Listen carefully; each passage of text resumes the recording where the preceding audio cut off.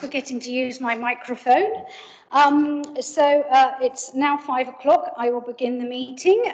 Welcome everybody for attending the Cabinet meeting for February. I'd like to welcome people online. I can't see who they are because my glasses don't allow that, but welcome to everybody online. For those of you that are online, if I can confirm, I have John Metcalfe, the Chief Exec. I have Democratic Services. I have Councillor Debbie Andre, Councillor Jonathan Bacon, Councillor Paul Fuller, Councillor Chris Jarman, Councillor Judy Jones-Evans, Councillor Phil Jordan, and Councillor Ian Stevens. Just so that you are aware who's here, we have two guests up in the gallery. Thank you. So to confirm minutes of the meeting, I wasn't here. And I can see the meeting went on longer than I would normally allow because there's quite a lot of papers. So could somebody please confirm these were a true record? Julie, thank you. Is there a seconder, please? Councillor Jarman, thank you. It's going to take me some time to sign. Talk amongst yourselves.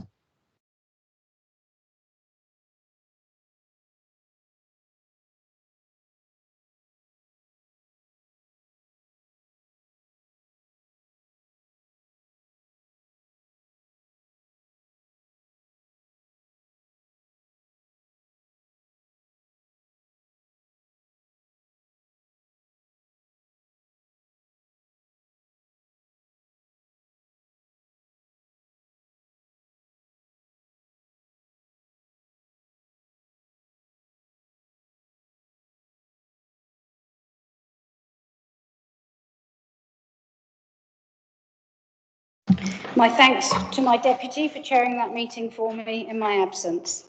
I move on to item 2 on the agenda, which is declarations of interests. I understand we have a blanket declaration of interest. I don't know if Chris Potter's online, or John, would you like to speak?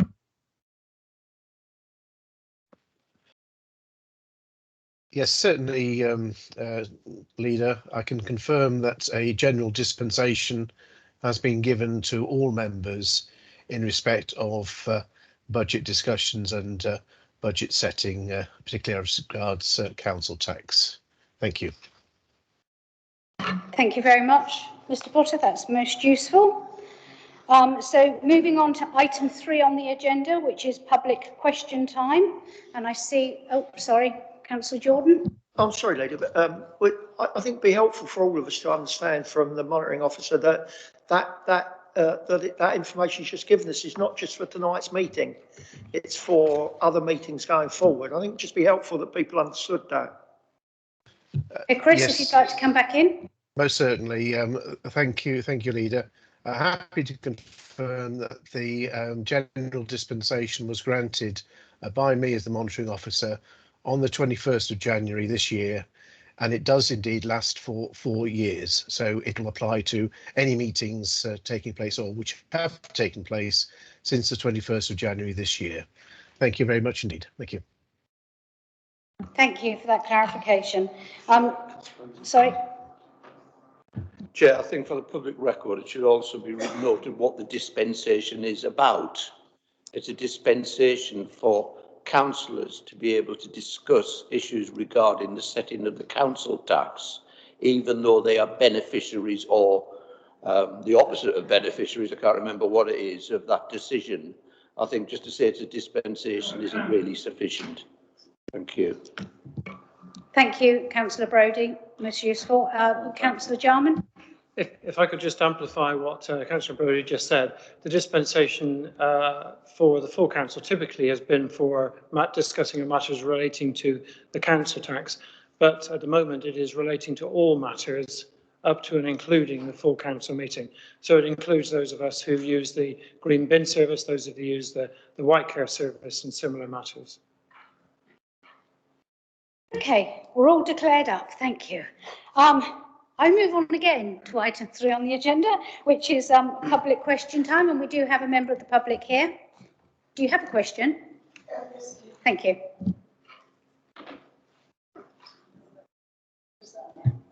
Hello, sorry, I haven't done that before. My name is Julia Lowers, and I'm representing the Save Our School group from Chillerton and Rookley Primary School.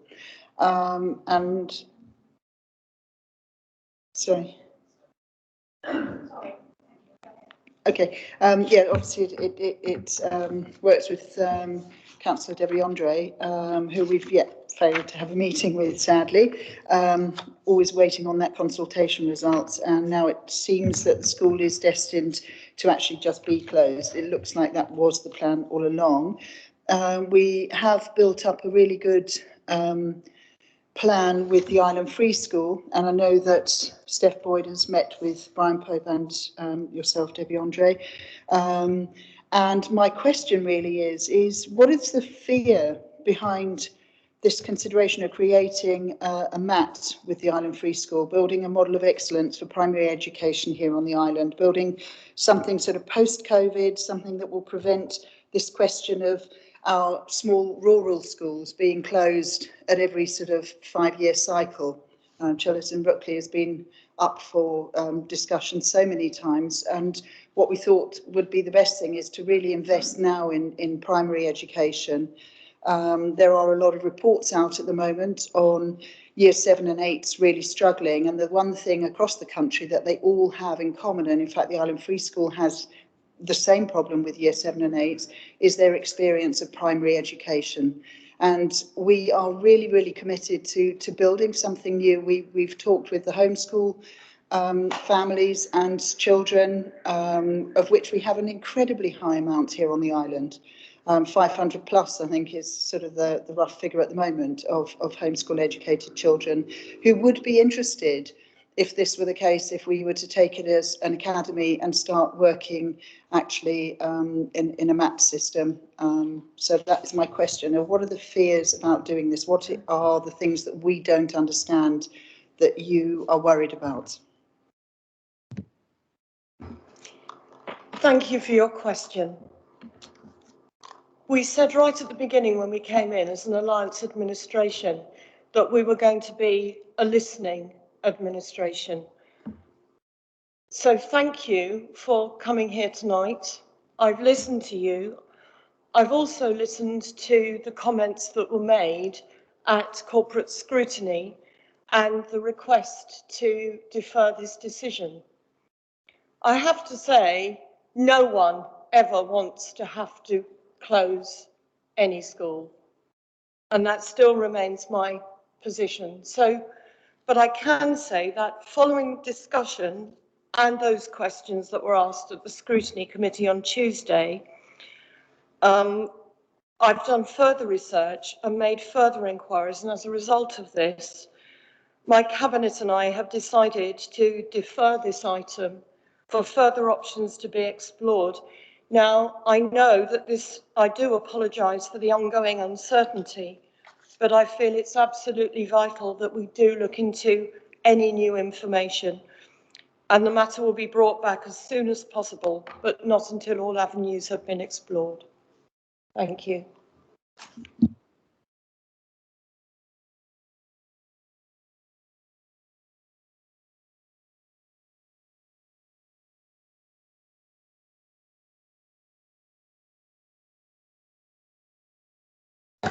Taken by surprise by what you've just said, Councillor Andre, but I'm very pleased to hear it, and thank you very much for listening and reconsidering. It's much appreciated.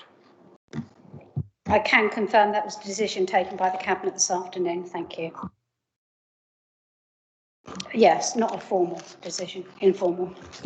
Okay, moving on to item number 4 on the agenda, which is Chairman's announcements.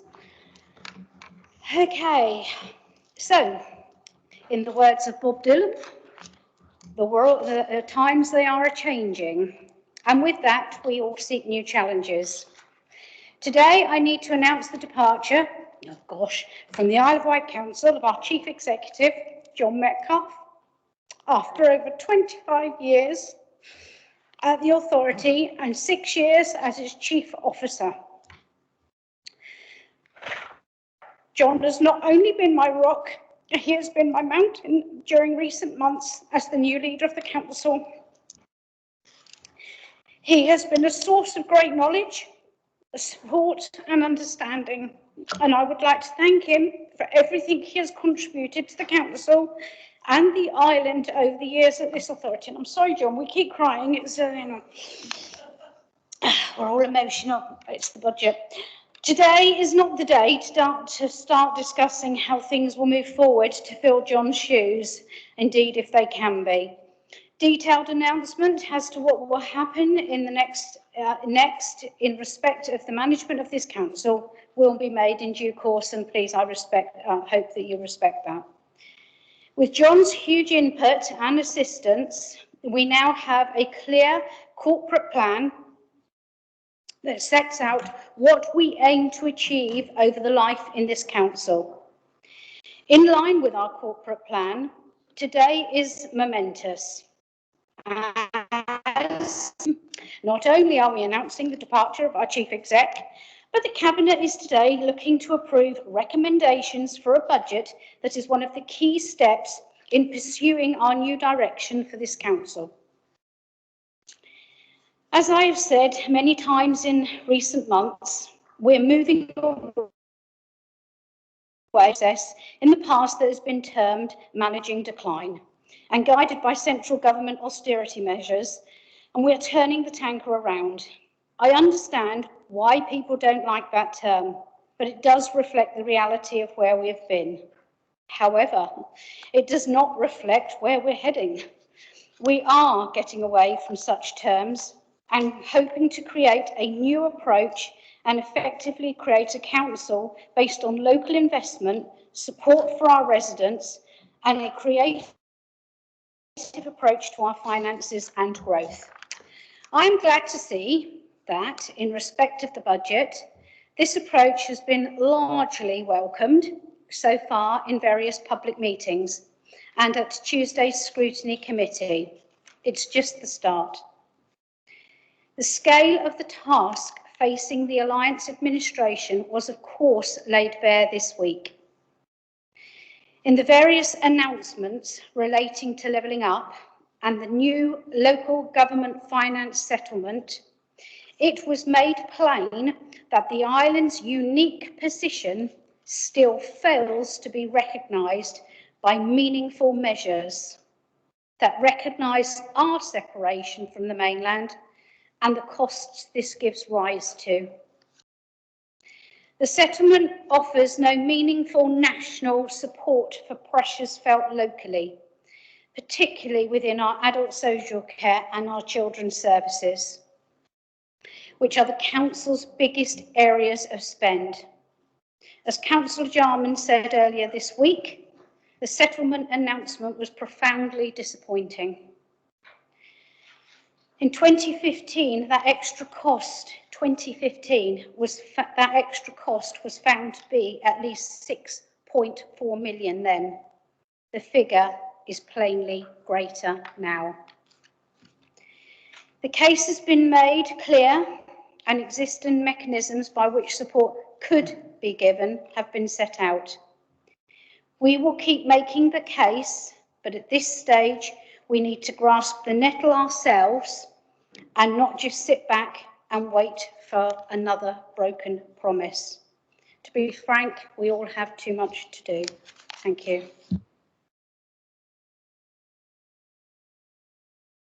I'd like to move on to item 5, please, which is the report of the Cabinet member. So that's Councillor Debbie Andre. Over to you, please. Thank you.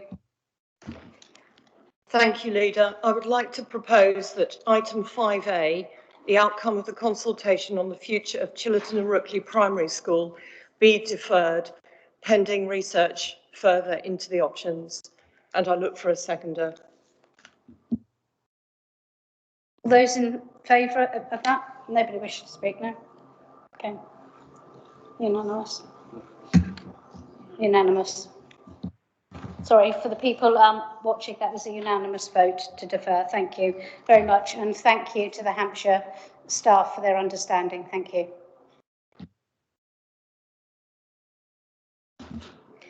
Thank you. Moving on to item 5B, the determination of the emissions arrangements for 2023-24.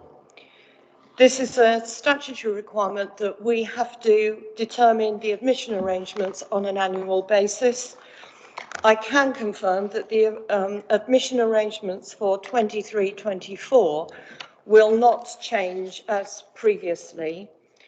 The paper sets out very clearly the procedures that have to be followed, both for the regular admissions with the timelines for both primary and secondary, and also for the in-year admission arrangements. The recommendation is that Cabinet approves the 2023-2024 admissions arrangements, and I'm happy to take any questions. Are there any questions? Okay, Councillor Phil Jordan is happy to second your motion. He's getting a bit ahead of himself there. He's taken on children's as well as yours. All those in favour of that recommendation, please show. For the people on the screen, that is a unanimous decision again. Could I just remind that at scrutiny, as Councillor Brodie normally informs me, there was no formal comment on that proposal. Thank you. So we move on to item 6A, which is the quarterly performance monitoring report. And with that, I will bring in Councillor Chris Jarman, the Cabinet Member for Strategic Finance, Corporate Resources and Transformational Change. Thank you, Councillor Jarman. Thank you, Leader. At some stage, we must get around to changing that title to a more manageable form. So the paper before you is the quarterly performance up to the end of December. We present this to Cabinet on a quarterly basis, as everybody will be very familiar with. It includes representations in here from each of the areas, each of the portfolios from my colleagues. And I don't propose to go through it in any detail, just to give you a quick summary, and then to invite any of my colleagues that do want to talk on their areas to do so, and if they don't, just to go immediately to questions. On the revenue side, you'll notice that we're broadly on a balanced trajectory. We're a very slight underspend of less than 1%, not a significant issue. Some of that has been very beneficial from our work in the Treasury Management Service, which has generated us 2 million of savings, which is a very substantial chunk. On the capital side, the last report we had on these, there was a slippage in the spending, and that slippage has been largely maintained here and carried forward into future years for us to use, and is actually baked into the oncoming budgetary elements. So fully accounted for in the draft budget, which we'll be moving on to. So with that, I think I'll just open it up to questions, and in particular ask if any of my colleagues would like to speak on their respective areas. Okay, Councillor Julie Jones-Evans, please. Thank you. I just wanted to draw attention to my report, which is on page 93. Just say that obviously we've only got one metric to talk about for this quarter. The rest of them will be coming in quarter four. But I just think it's just worthwhile looking at. Well, it's quite good news for the job front for the Isle of Wight. I think it's interesting the way that we are out of kilter with the South East. I think again it's an important message, you know, for the island deal discussions, that we are a slight outlier with our South East colleagues. So just wanted to point that out to everyone. That's all I've got to say. And just thank you for all the hard work that goes into pulling these figures together. Councillor Bacon. It's a very brief point, Chair. Just following up really on what Councillor Jones-Evans said, because it's been commented on before about us increasing the monitoring and measures by which the performance is judged. Certainly in my section, you'll see there are two new measures there. Unfortunately, because we haven't got the data yet, because they're new measures, those aren't reported on formally, but I think it's just useful to highlight that there will be an ever-expanding set of measures as we go forward, and this report starts to indicate that. Okay, no one else. So if you would like to move on to item 6B. Sorry? Oh, sorry. Yes, we do need to agree that. Sorry. There are no formal comments from the scrutiny committee. I'm getting one part right, Councillor Brodie. Did you want to speak? Well, put your hand up. Not a. I was allowing you to speak, Leader, and I was hopeful that you would turn around and address the rest of us within the chamber. And thank you very much for allowing me to speak. Yeah, Deputy Leader, community protection, digital transformation, housing provision and housing needs. And I just want to touch on the rough sleepers situation. At this moment in time, we have knowledge, and there is bound to be some out there that we haven't picked up on, but we have knowledge of only 2 rough sleepers at the moment. They're being given support by the relevant services to their needs.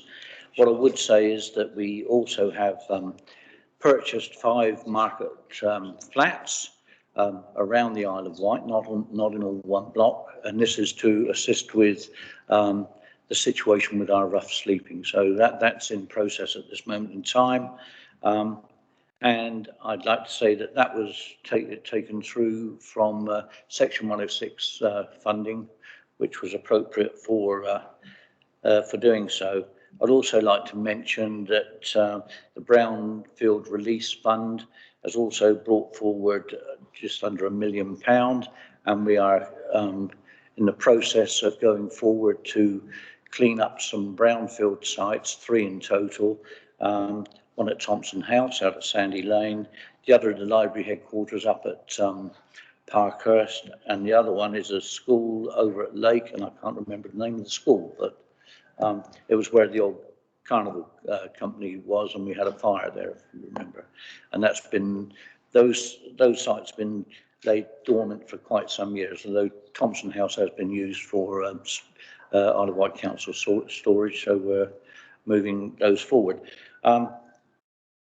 It would be remiss of me, because within the budget we have also asked for 2.5 million to pump prime and get the new property company underway, which means that the Isle of Wight Council will start to build island homes for island people at island prices and rents.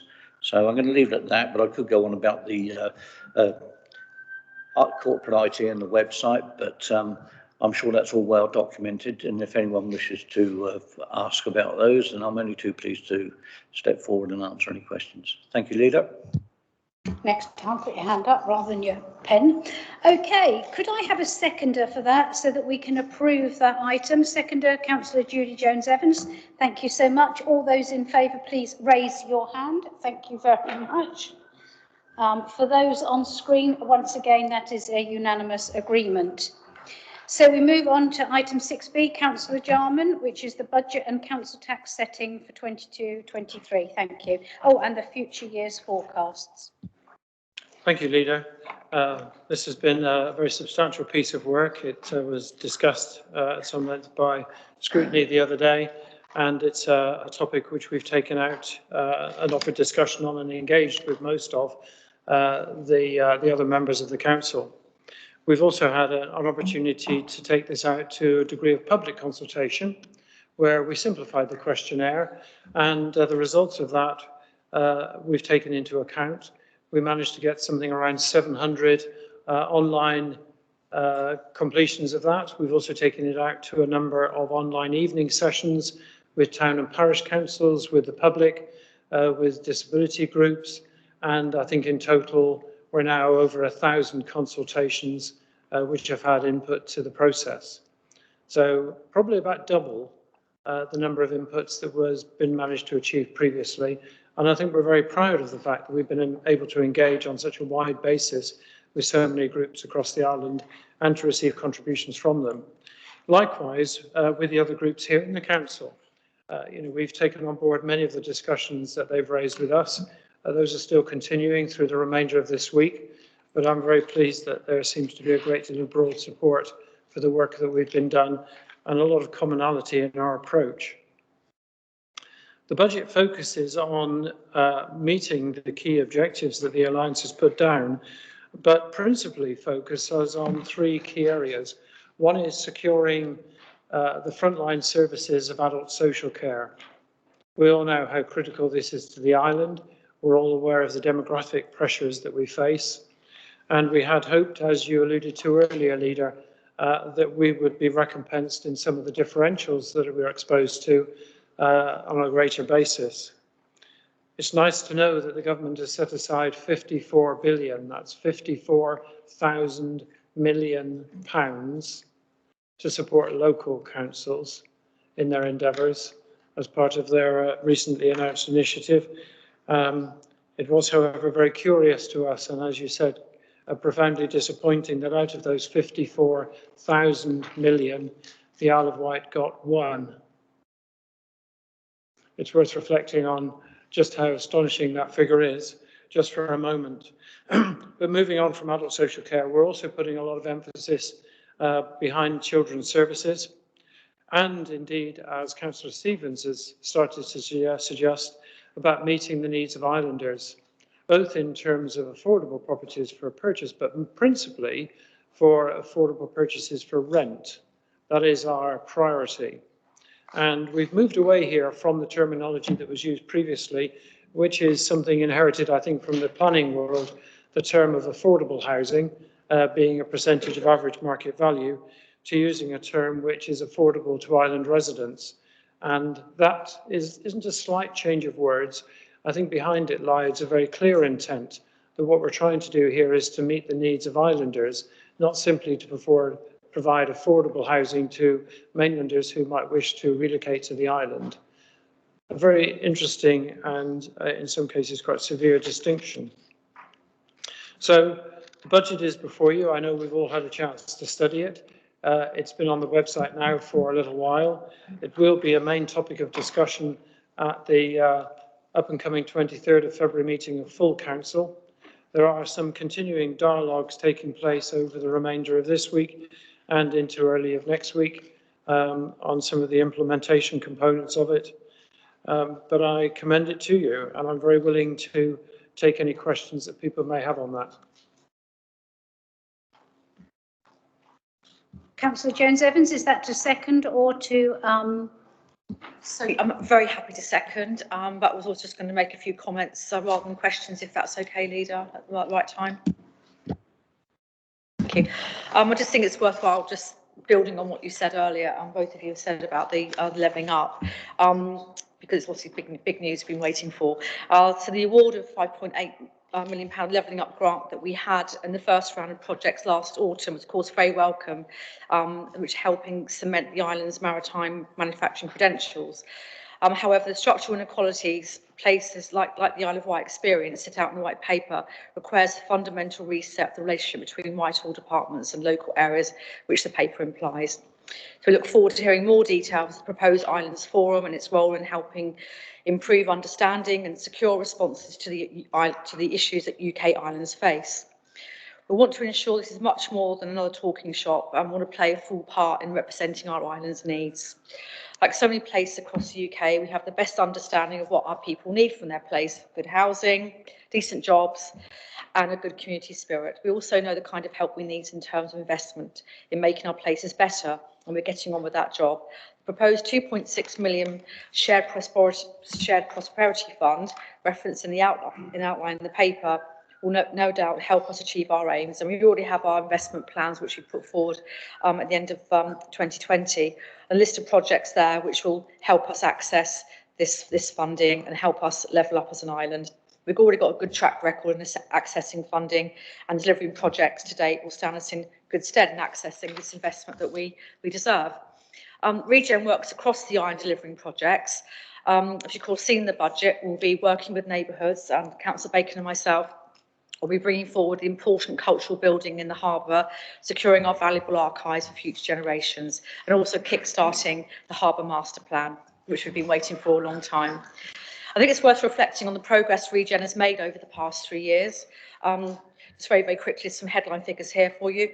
Could you slow down to read those out, please? Thank you. Sorry, I was so excited. So sorry, I know just where everyone else wants to speak as well. So, over the past 3 years, Regen has secured £33 million of private sector and government investment, a yearly income stream of £512,000, 650 jobs created and secured, new homes 220, and also £2.5 million of business rates. This is a direct result of our regen work, new business rates, and also what's coming in the pipeline.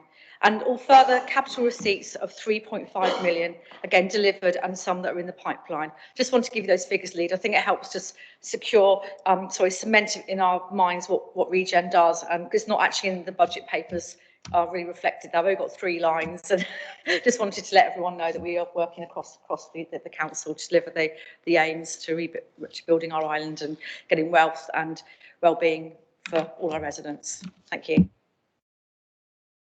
Thank you. Is there anyone else wishing to speak?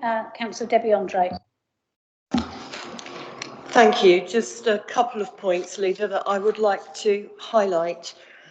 Having visited quite a few of the island schools, I am very well aware that the environment in which children learn has to be of high quality to ensure that they receive the best possible, not only education, but in terms of their well-being. So with that in mind, I'm delighted that the council will continue to invest, and quite rightly so, significant sums into improving the fabric of island schools. This is an ongoing programme. We have the new 4.9 million one-form entry Yarmouth Primary School, which will open in January 2023, and almost £9 million spent in refurbishing and remodelling the Bay School secondary site to be completed by October 2022. I'd also like to just highlight how in implementing a strength-based, family-focused Hampshire and Isle of Wight approach to children's social care, with a focus on increasing the number of in-house foster carers, further improving the support and training that we offer to carers, we are improving placement stability for our children and increasing the range of accommodation options for our care experienced young people. And since we've come in, Councillor Stevens and I have actually been working together to look at options for accommodation for our care leavers. It's one of the issues that actually scored quite highly on the Bright Spots survey, that they felt that the quality of the accommodation on offer was not at the standard they would have wanted. So I'm delighted to be working with Councillor Stevens on that. Thank you. Thank you, Councillor Andre. Councillor Paul Fuller, did you have anything on budget and council tax setting? Thank you very much, Chairman. Item 42, again, I haven't got the biggest section in here, but but that's not unusual. I'd like to put out my thanks, particularly to Newport and Carisbrooke Community Council for our work that we're undertaking about planning enforcement. It is great when we see town and parish councils coming forward with ideas to make engagement work and to improve planning enforcement. And, I can't thank Newport highly enough. Other town and parish councils have got behind this, and they want to do exactly the same. So my thanks to Councillor Brodie as chairman of Newport and Carisbrooke Community Council for the council's efforts in that way, and also big thank you also to Councillor Price, who I think was very, very involved in that. Thank you. Okay, is there anyone else that wishes to speak to their budget? No. Okay, so I noticed there was oh, sorry, Councillor Brodie, you wish to ask a question. Thank you, Leader. Just firstly, can I just remind everybody there are town, community and parish councils on the island continually omitted from paperwork I see at County Hall. We're a community council in Newport and Carisbrooke, and that is an important title to us. Thank you. Just regarding the budget, I'm a little mystified, to be frank. As you'd expect from me, I welcome anything to do with affordable housing for islanders. Councillor Jarman seems to suggest that affordable housing for islanders is something new. And as you will know, Leader, it's far from new. because in a previous incarnation on the council of an independent administration, I recall you undertaking a review of the housing allocation policy back in about 2013-14, which prioritised islanders at that time, and is still the case. Nothing has changed in that time. And during the last dozen years, the most substantial delivery of affordable housing on the Isle of Wight was within my ward, where 255 homes were provided at the Pan Meadows development on a greenfield site with little objection, that thanks to my oversight, 254 were allocated to Highland families. The one that wasn't was a family on the mainland with very strong connections to islanders with lots of severe disabilities within the family. And I monitored that. And it is imperative, in my view, that if you're going to go down the road of delivering real numbers of affordable housing on the Isle of Wight, that local councillors need to be as involved in the lettings as I was during that period. Now, that maybe sounds like me bigging myself up. I've got no need to big myself up anymore. I'm coming towards the end of my public service. But it is imperative that you do that. But let's not have this rural myth, it's not an urban myth, this rural myth that affordable housing is not for islanders. I've heard it from a number of new councillors recently. It's about time they had a briefing on housing and understood how housing allocations work on the island. Thank you, Leader. Can I bring Councillor Paul Fuller and then Councillor Ian Stevens? Yes, first of all, I'd like to thank Councillor Brodie for making those comments and thanking him for the work that he's done in Pan. One of the issues that I came across was when I was in Bembridge the other night. Bembridge Parish Council are also putting a lot of inference into local affordable housing there. Last year, our housing completions, we had 455 on the island. Of those 455 housing completions, 123 of those homes were affordable for residents. So I don't have the detail of the breakdown that Councillor Brodie has, but I think we are making a step in the right direction, and I think that can only be a positive thing. Thank you. Thank you. Councillor Stevens. Thank you. And I want to just come in on the tail end of what Councillor Brodie says, because quite honestly, this is undoubtedly one of the most important items within our budget. And I know it's supported across chamber. This element is, you know, I wouldn't say that there's one councillor that would be against what we're trying to do. But I'd like to point out also, it's not just about the affordable element of housing for islanders, but it's also about the rental element for island people. And that is why we are now an RP. That is why we're moving forward in the right direction with that, because not everyone can afford a deposit. Not everyone can afford to buy their own property. Not everyone can afford the extortionate rents in the private sector.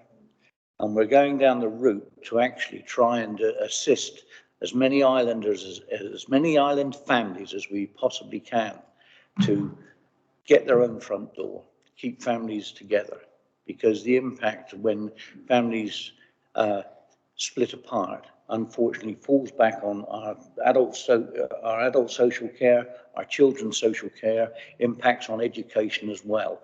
It impacts on so many different aspects of island life, and that is why it's so important.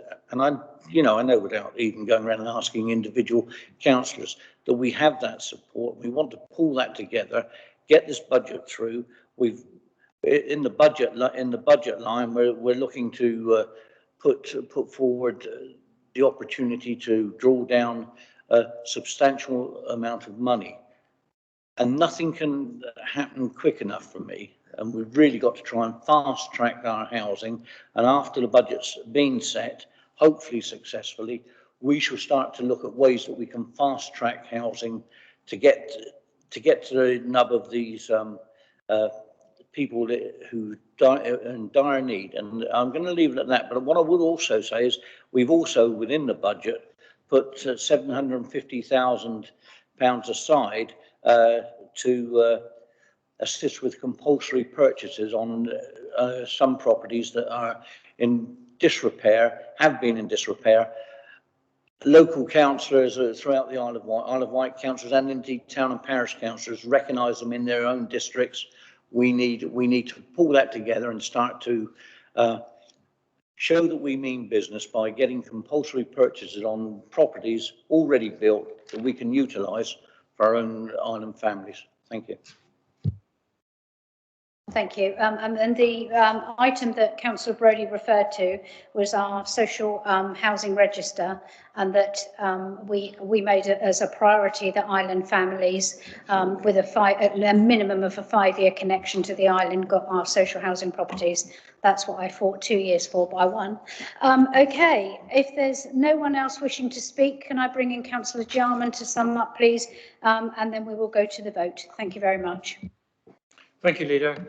I'd like to start off by thanking all the members across the chamber, those who are here and those who are not, and also the officers who have done such a stellar amount of work to bring this budget together. I think it is starting a process of turning the ship around. It is a new start with a new administration. We are investing a great deal of money on the island in this budget. And if one reads analysis of how money has a way of echoing within a community, a typical factor is £1 invested has an echo factor of about 7. So if we take the 40 million that we're looking to invest on the island, that should have repercussions in the order of 280 million to the benefit of the island, to its businesses, to sustainable jobs, and to improving the welfare of all the islanders and businesses that it will benefit. So I commend this paper to you. I commend the budget to the Cabinet. And I formally propose it. There was no comment made by the Scrutiny Committee, so it has been proposed and seconded by Councillor Jordan. All those in favour of this report, please show.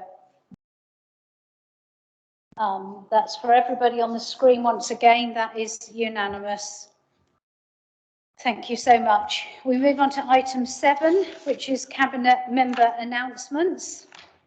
Unlike Councillor Stevens, I will only allow you a few minutes, but please take your time so that you're very clear. And I won't have many bits of paper to sign next month. Okay, so first on my list is Councillor Paul Fuller. Anything to add? Yes, just in addition to what I was saying just now about the 123 affordable homes we built on the island, just to flag up 35% of those 455 housing completions were on brownfield sites, which is something that I think we would all welcome. So that is to be noted. There are so many other things that I'm going through as well. I think one of the other issues that I want to highlight is the local island planning strategy.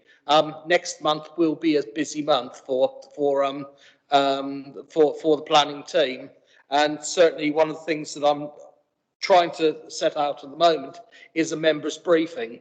That members' briefing, again, speaking to the planning officers, will be looking at the position of our QC and considerations for members at full council. There are three strands of concerns that we have with that presumption in favour of sustainable development. Those three strands are the fact that we have to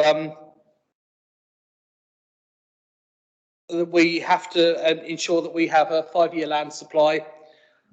Secondly, we have to have a housing test in place, and that housing test is quite important because certainly with the amount of people on our housing register at the moment, about 2,500, we need to be able to justify to any inspector the demand of housing that the demand for housing that is required by our local residents. So I think talking about affordable housing, we have to look at both sides, both the affordable housing and the sites that we develop in the future, and to make sure that the right housing goes for the right people in the right places. That is key to the planning strategy. But I look forward to the briefings next month and taking the paper to full council in April. Thank you.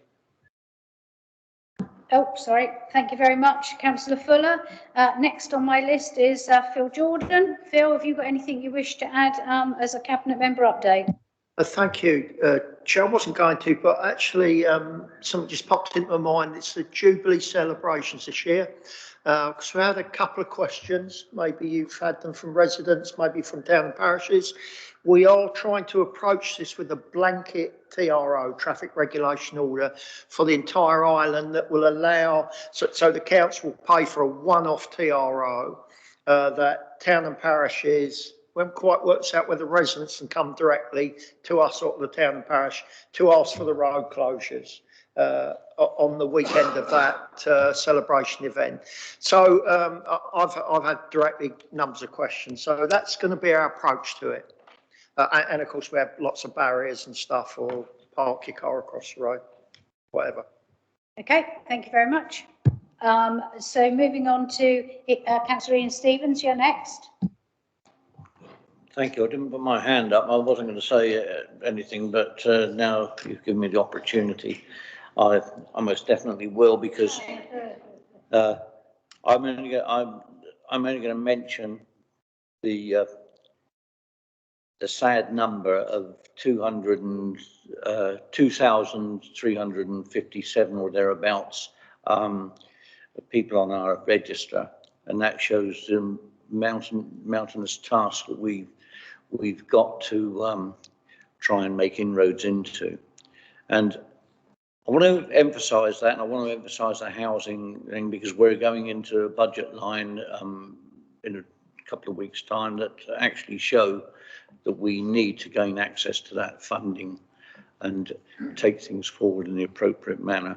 I'm not going to dwell on the other situation. I know at this moment in time our regulatory services are under a bit of pressure due to COVID, but they're fighting the fight, as our officers always do, to continue with the service. But they are under pressure at this moment in time. We also know that the coroner's office is underway to be moved to a more affable area, a larger area where they can work. I'm not going to say more ably, because quite honestly they do a damn fine job. But you know, part of coming to work and working is the environment you work in, and it's right that our officers should be given the opportunity to work in a better environment if we can actually provide it. I'm going to leave it at that, Leader, because I'm open to questions, and anyone can meet with me or send me emails. Thank you, and I see that Councillor Brodie's got his hand up. Well, you stepped right into that one, didn't you? Councillor Brodie. Thank you, Leader. I think would Councillor Stevens agree with me that it's probably appropriate to mention the number of families that are in temporary accommodation, i.e. accepted as homeless, which from the QPMR earlier on, I think was round about 200. And they're the people who are in desperate need of affordable housing. I read sometimes that, you know, the 2,500, most of them aren't really in housing need. Well, I would dispute that absolutely. But the 200 who are in temporary accommodation, I wouldn't wish that on a dog. Thank you, Chair. Totally agree with you, Councillor Brodie, and it was a sad time for me to hear the numbers that were in caravans and other such facilities over the Christmas period, and even beyond that and into this new year. And it is you know, a sad indictment of our times, unfortunately, with Airbnbs being taken in preference to housing our island families. And let's hope we can turn that round in the coming months. Thank you. Okay, Jonathan Bacon, you're next on my list. There seems to be a habit today of saying I wasn't going to say anything, but as you've asked, so don't want to break that. There are actually three items I could have mentioned in relation to the budget papers that I mentioned there, but I will mention them very briefly. One is that work is ongoing to create the new Mission Zero hub in relation to the climate change strategy, and I'm hoping announcements are going to be made about that in the next 4 to 6 weeks. Secondly, I've met recently to discuss the progress with the England coastal path. Things are going well on the island. We have one section that is still to be finalised, but otherwise work will start in other areas, hopefully as soon as April. And lastly, again, something that is mentioned in the budget papers, the Environment Agency, I think, is shortly to announce steps forward in relation to the proposed coastal flood protection works that are proposed. That's an investment in total of £60 million or thereabouts, which the council is contributing a small amount to, but getting a lot in return.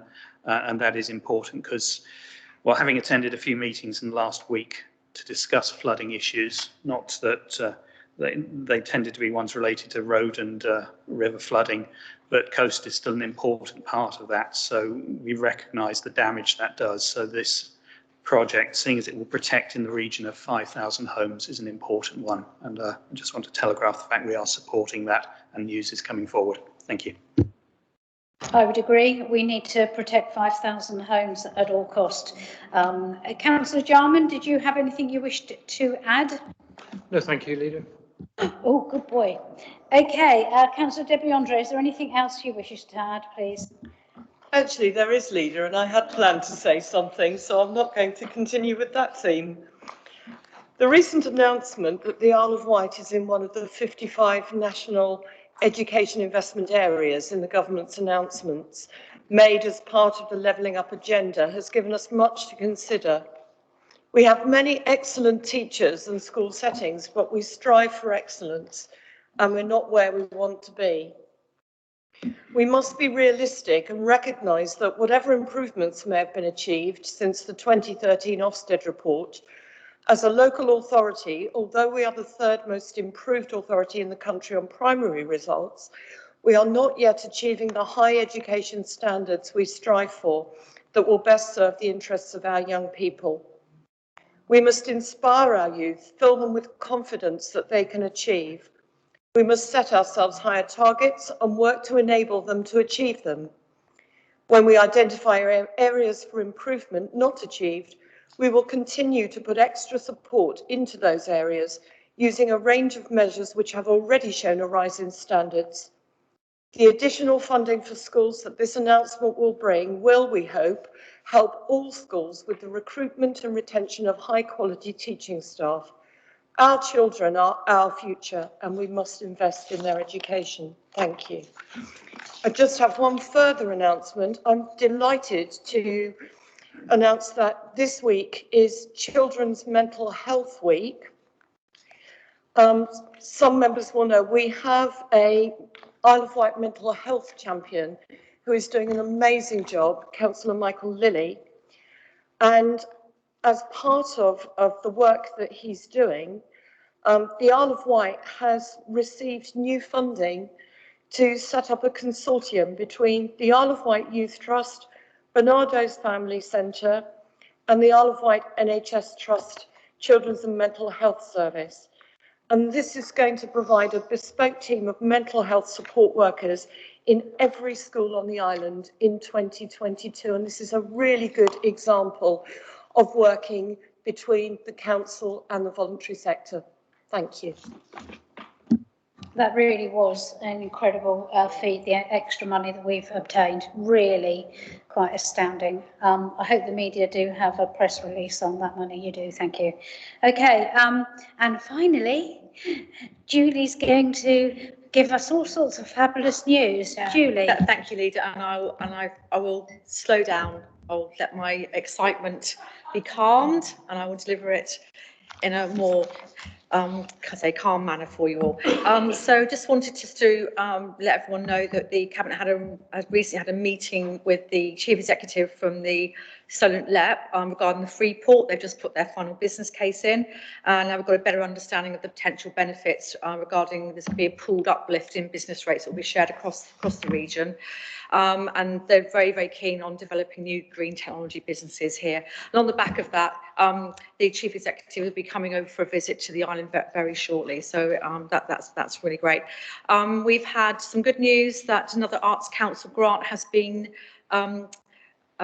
confirmed last week, and that's to help the Island Collection, give them capacity to help work with other people, other artists and people working in the cultural industries. And there's 30% of people on the Isle of Wight work in cultural industries, so I think this is excellent news, and that will be help us also create a cultural strategy and the action plan going towards that. We're making good progress now in distributing the Omicron government grants. That's the hospitality one, so I need to say quick shout out. The deadline is Monday for applying for that particular one. Then we've got the ARG. That's the ones that we have to apply for. Then we'll be going through those. And I think Councillor Jarman, you've got some the other grants will be going out soon regarding the business rates. The assisted revenue grant. Yeah. Sorry, too many acronyms are going around, isn't there? Just a couple more here. So we're currently in consultation with the town, parish, community councils regarding the proposed pop-up sites for this season. So we're getting some good feedback already from them. So that's been really great. We're moving forward with preparations for the Tour of Britain, and the route, that's the 11th of September, and the route will be announced shortly. Southampton have now put in their bid to become City of Culture 2025. As you know, we're a regional partner, so fingers crossed for that. And we've also had Sandown Town Hall. There's myself, Councillor Andre, Councillor Bacon, Councillor Jarman and Councillor Ward. We had a presentation for some very clever people looking at a new community-based use for the hall and bringing that back into community use. So quite excited about that. We started work at East Cowes Esplanade. That's starting very soon. And I'm just reading in the Guardian at the weekend, there's a trend that people stop doing all their fitness at home, and they're making a return back to leisure centres. And as you know, we've got some fantastic leisure facilities on the Isle of Wight, run by the Isle of Wight Council, which usually bring in very hefty sums of revenue in, and also help keep us all healthy. So I would, if anyone's feeling lonely at home with their rowing machine, get your one card and get back out into the gym and meet other people. Thank you. Fabulous. Anyway, okay, thank you very much. Now, Councillor Jeff Brodie wanted Councillor Brodie. Just a comment, Leader. I always find this section of the agenda interesting, and I'm sure anybody who's observing watching it. However, I am a little concerned that for the second consecutive meeting, there is no announcement or report from the Cabinet portfolio holder for the largest part of the budget. The Cabinet member, you didn't give apologies earlier. Last month, he left very early indeed. And I just wonder if you've got concerns. I appreciate that attending a public meeting isn't the be-all and all of being a Cabinet member. However, I think it's a public face. And as the leader, I think you should be a little concerned about his attendance. Thank you. Councillor Brodie, if I can, you're very right. He did give his apologies tonight. But I will speak to. Yeah, no, I forgot. So thank you for that. Yeah, I should have. There is very good reason. Okay. Okay. A consideration of the forward plan pages. Look at this. You see, 183 to 192 in our documents. So there are items on there. I don't think there was anything that needed to come off, is there? No? Right, we're keeping ahead with that forward plan. So we move on to the final item, which is item 9, which is members' question time. And Councillor Spink very kindly sent them through. I've just got to find them. Thank you, Councillor Spink, for sending them in advance. It's most useful, especially as there are so many.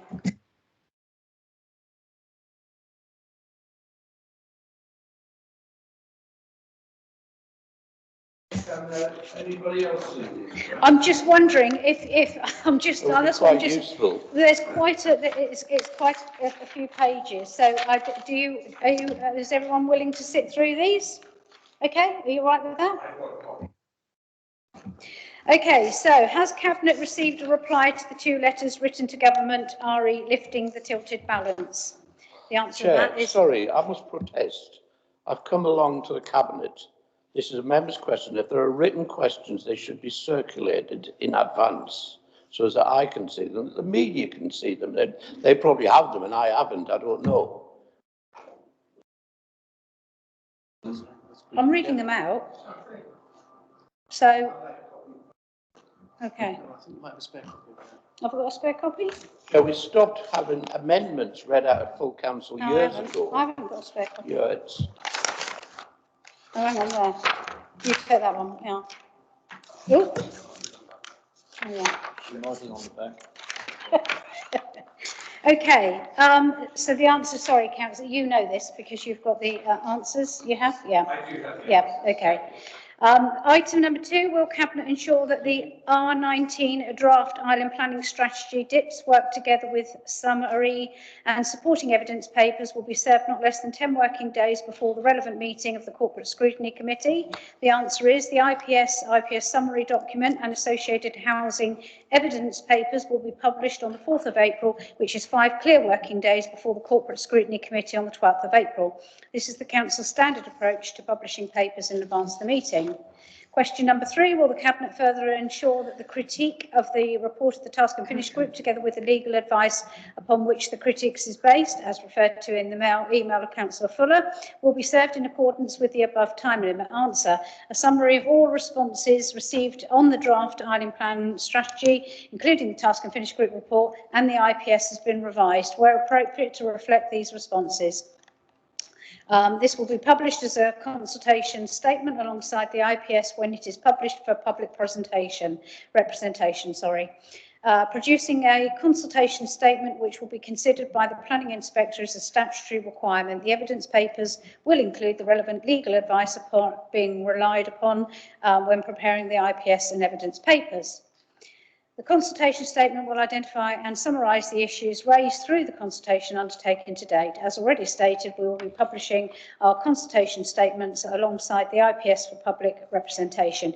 But should the summary Scrutiny Committee, wish to see a more detailed response to the TNFG report, then this will of course be provided by officers as part of the papers published on the 4th of April. Question 4, does the Cabinet agree that the summary of the DIPS should represent a clear and balanced process of the contents of the DIPS? If yes, does the Cabinet agree that as an absolute minimum the summary should make the following clear? A, the reduced figure of 486 units to be built per annum is a minimum figure, and B, with regard to 75 sites allocated for development that have been removed from DIPS could and or are expected and desired to come forward for development. The answer is yes. Any summary document for IPS should represent a clear and balanced summary of the contents of the IPS. Yes, the summary should make clear that the housing number is in the IPS as a minimum or as required by the NDPF. And yes, the summary should be clear that other sites, in addition to those allocated in the IPS, could come forward for development. Question number 5, does Cabinet agree that the summary should inform the read thereof of the allocated development and the provisions for unallocated developments in the area, either by description or reference to the relevant pages in the DIPS? Answer, yes. The summary should inform the reader by making clear references to where the main IPS document and the reader can find development allocated in particular areas of the island, together with information on how and when other sites could come forward for development in particular areas. It's also noted that should sites for new homes that are not proposed for allocation in the IPS come forward under the policy provisions referenced in the question, they would be sites that would be expected to provide 100% affordable housing and be on previously developed land, also known as Brownfield land. A key point here is that a new plan that resets our housing number to a more realistic and island appropriate number. It also means that our 5-year land supply and housing delivery trust requirements are reset. Assuming we are meeting these requirements, we will have a choice about we permit. whether we permit development under these policy provisions or not, as we could no longer be under the presumption in favour of sustainable development. The use of sites, regardless of whether they're allocated or not, that are on for an expected 100% affordability new homes and or on Brownfield load is something that I am sure all sides of the Chamber welcome support. Okay. Are there any more questions?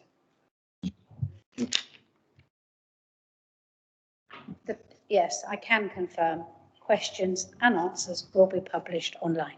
Thank you. Thank you. May I just ask 2 supplementary questions arising from your answer? You absolutely can, because you ask so nicely. Thank you. Thank you. Well, first of all, I'd like to thank you for a very full answer. Just 2 supplementary questions.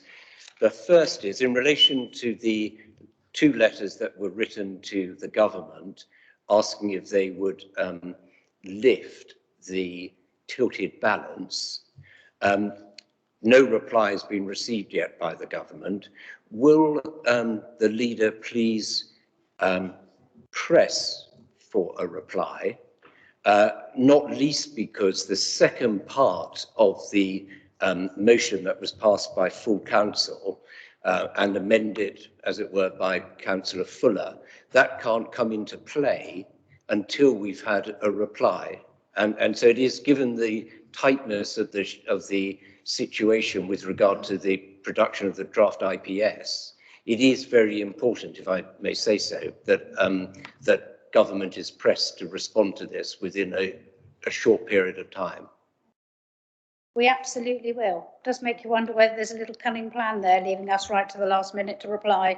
Thank you. But we will pursue. Thank you. The second of my second of my 2 questions, please, is this: that I do appreciate that producing the draft island planning strategy is a lengthy procedure, but also, if I may say so, scrutinising it is a lengthy procedure as well. And Leader, I noticed that with some comment, as it were, trepidation, you said that the consideration of the forward plan is 183 to pages 183 to 192. Well, the number of pages in the draft island plan will be about 3 times that. And giving, if I may say so, corporate scrutiny 5 working days to analyse it will not result in productive scrutiny. It simply cannot. Now, the 5 days, in my understanding, is a minimum period. There's nothing to stop this cabinet, if it thinks it appropriate, extending that to 10 days.